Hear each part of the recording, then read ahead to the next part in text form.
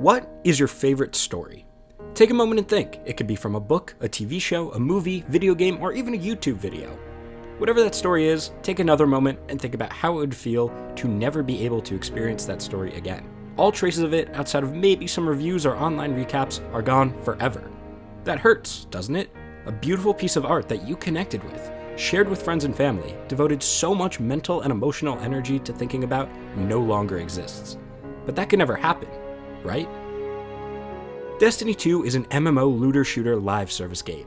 Now that's a lot of words that might not mean a whole lot to the people who haven't played it, but in simple terms, that means it's a game where everything you do is driven by a desire to customize, maximize, and further your connection to your character in a constantly updated online world alongside thousands of other players. For example, this here is my Titan. As you can see, my Titan has the title of Conqueror, a signal to all other players that I've braved the depths of Destiny's hardest activity, the Grandmaster Nightfall, and came out on top. My emblem shows I entered the Shattered Throne, a 3-player puzzle and combat activity, and made it through the entire activity alone without a single death. When I pull out this weapon here, Divinity, a crazy space laser that weakens enemies for my allies to deal extra damage, they know I teamed up with 5 other players and completed a series of hidden challenges inside the Garden of Salvation raid. An incredibly long 6-player puzzle and combat challenge. Every aspect of my character is a memory of the time I've spent playing Destiny 2. But one day, this will all be gone. The servers powering the Destiny 2 experience will be shut off. My weapons, armor, cosmetics, everything I've ever achieved in my 2,000 hours in this game will be gone from everywhere but my memory. The combination of live service and looter shooter genres that forms the backbone of Destiny 2 is a beautiful thing that allows players to have a level of agency and importance to the game that is simply impossible in more traditional story games like Halo or Tomb Raider. When The Witness, Destiny's ultimate big bad built up to over the course of 10 years of releases, finally showed up in the recent Final Shape expansion, players blasted through the campaign and prepared themselves for an epic showdown. Teams of 6 players would have to race to be the first to solve puzzles and beat the bosses in the Edge of Salvation raid. And, after a 19-hour battle, Team Parabellum established themselves in Destiny history as the group who finally took The Witness down a notch and unlocked the final story mission of the series where all players could beat The Witness for good. It was an event unlike any in gaming history, with players racing to change the entire tone of the game, with noticeable differences in menus, NPC interactions, and even the in-game music between the release of the Final Shape to when the Witness was finally defeated. But this experience can never be repeated. I can replay every mission of the Final Shape campaign, but that feeling like the whole game, every single activity, was united under this one massive event is gone forever. 30 years from now, I can go back and play any Halo game as it was released and experience the story exactly how Bungie intended. But by then, Destiny 2 will be gone. A wonderful piece of artwork in digital media history lost to time. To understand what makes Destiny such an important example of what is lost in digital media history, we must first talk about it in simplest terms. How does Destiny function as a piece of digital media? Well, the most important aspect to the answer of this question is Destiny's impermanence. When talking about the 4 affordances of digital media over physical media, author Janet Murray focuses on the idea that digital media is a representation, composed of programmable bits that can be easily changed and manipulated. One of the 4 affordances here is that the computer is encyclopedic, and the programmer's job is to organize its information in a way that's easily understood by the user. But Murray emphasizes the point that the programmer has plenty of freedom to decide how to best achieve this goal. Bungie, the studio behind Destiny, has developed an incredibly clean and simple UI that the player can instantly understand. Health bar up top, ammo and ability cooldowns on the bottom right, buffs and debuffs above that, and radar on top. Clean and simple, and has gone through very minor changes since the game's launch. Other gameplay elements also feel fairly intuitive, like how you want to match the color of your weapon's ammo to the color of an enemy's shield for extra damage. However, in terms of providing encyclopedic knowledge, Destiny presents itself to the player as a very wide game that only deepens over time as Bungie builds on and adds new content and systems. Sure, basic combat is pick up and play levels of simple, but you also have to consider your armor stats like resilience, how much damage you could take, balanced with mobility, and all of your ability cooldowns. Then there's the incredibly complex system for customizing your abilities. Abilities that can then stack with weapon perks, perks that vary depending on the weapon's energy type. I think you get the idea. And these systems, beyond the most basic elements of combat, are unrecognizable for when the game first launched. Sure, comparing the current ability menu to the original shows how the customization has improved, but it has also certainly gotten far more complex with no new tutorials added to properly explain the system to a new player. The abilities themselves have also been altered, on top of entirely new ones being added to the game, which serves Destiny well as a live service, providing fresh gameplay experiences for longtime fans, but also means some of the game's older content can be rendered unplayable. Playing through 2020's Beyond Light expansion while using the 2023 Lightfall abilities will allow you to take down any enemy with no effort, a concept referred to as power creep. Older content quickly becomes steamrolled by newer players as the game introduces more and more powerful weapons and abilities to keep the player satisfied. Sure, you could limit yourself in your abilities to add back the original challenge, but that removes the enjoyment of the live service experience. And if you're wondering what the state of Destiny 2's oldest content is, given it has had 7 years of power creep, well, it's currently gone, entirely removed from the game. You cannot access any story or content from the first full year of Destiny 2 because Bungie decided the content was so power crept and had such underpowered rewards to match from an entirely different weapon system than what the game currently uses that they were better off deleting it all to reduce the file size of the game. All this is to say that Destiny is in a constant state of flux, from its most basic elements of weapon design to the macro scale of entire pieces of content that can be stripped from the game anytime its developers see fit. To take a step back from just Destiny, the idea that hundreds of developers can pour years of their life to deliver an experience like Destiny 2's original Red War campaign, just to have it deleted and left inaccessible, is quite a frightening thought, even if the game has come far enough to be able to consider this story and its correlating activities to be irrelevant. So anytime you decide to revisit Destiny 2, you can open up the game to find entire gameplay systems and content releases completely removed or replaced. But what about the other aspect to a live service game? The online community who populates it. This aspect, something Marshall McLuhan refers to as the global village, is both what drives one of the best aspects of Destiny 2, but will also inevitably lead to its downfall.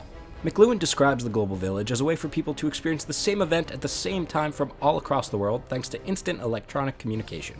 The global village transcends any sort of power dynamics that can exist in the real world and creates an equal experience for all, and while this may sound a bit overdramatic, this can very clearly be seen in Destiny's history. In mid-2020, Destiny 2 ran a community puzzle known as the Corridors of Time, requiring players to dive into an endless maze of pathways in hopes of finding the one way out, and in so doing, rescue the long-dead character Saint 14.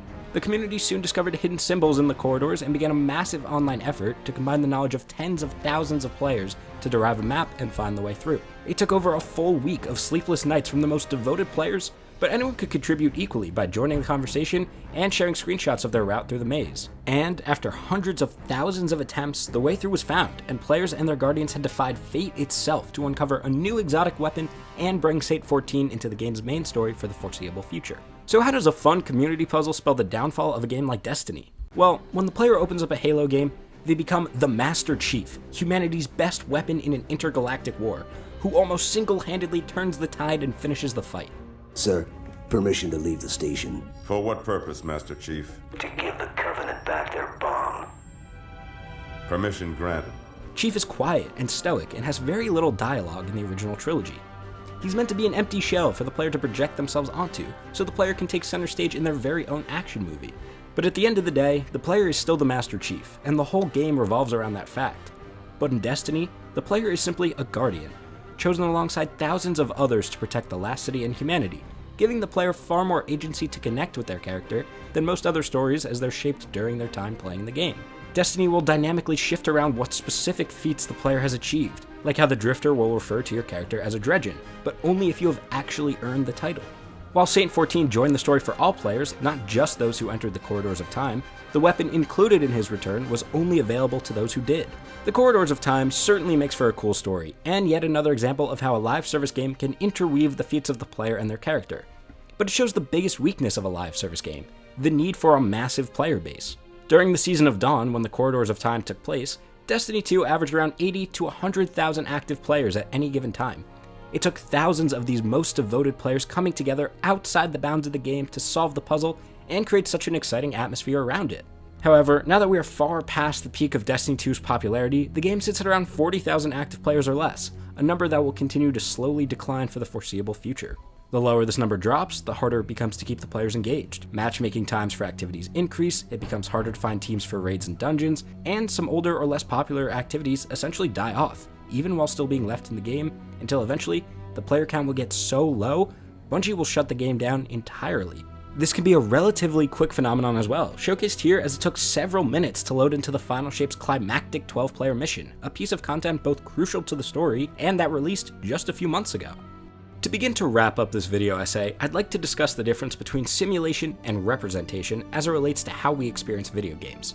If you made it this far into the essay, you may be wondering, Sure, it's cool the game and its characters will react to the specific feats of the player, and the level of player customization seems pretty engaging, but does the player really impact the story in any way? And to be honest, the answer is no. Bungie ran a community event one season after the Corridors of Time, requiring players to join together to garner an absurd amount of completions of an event called Seraph Towers. Players were simply uninterested and didn't reach the goal by its deadline. So, not having plans for the player base to fail the event, Bungie decided to lower the completion requirements, moved forward with the story, and away from these massive community events towards more curated experiences like the raid races. So, if the players are still technically on a predefined path, just like any other narrative game, what makes Destiny so special? And the answer lies within why we play Destiny.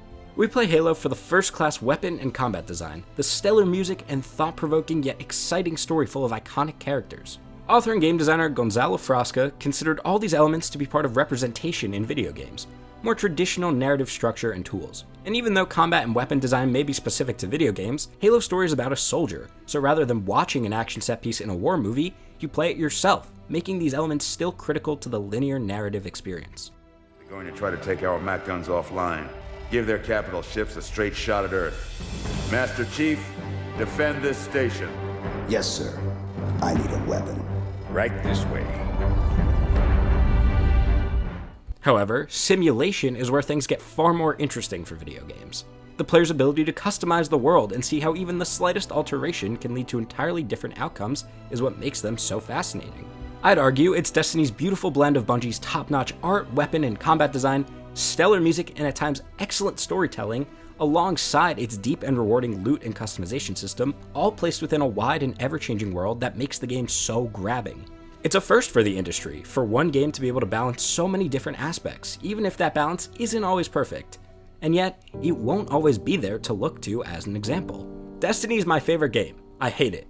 Has become a common phrase in the community. It can be so frustrating to watch a game that has such unlimited potential constantly be faced with releases that can severely lack in one or more areas we've covered so far. And yet, fans have stuck with it for over a decade. To many, Destiny has become more than a game. It's become a true hobby. Looking at other long-running franchises with devoted fans, like the sitcoms of the 2000s and 2010s with over 100 episodes, or the dozens of films comprising the MCU, it makes total sense how people have become so enthralled with Destiny's constantly evolving story and world. But as a video game, it has the massive advantage of player agency and control unobtainable by other forms of media. Destiny has brilliantly combined the best parts of simulation and representation in video games to establish such a cult following. But it's my opinion that the real sticking point of the game is its impermanence. In an attempt to create experiences like the Final Shape and its raid race to blur the lines between the achievements of the player and their character, Bungie has accidentally created the most connecting experience of all, the human experience. We cherish every moment because outside of a few special occasions we decide to record or photograph, we know once it's over, it will be nothing more than a memory. And Destiny is the same way. That's how Destiny becomes a hobby, how it garners such a passionate fan base, and how it created both the best and worst part to the live service experience. It's temporary, making every moment with it all the more special.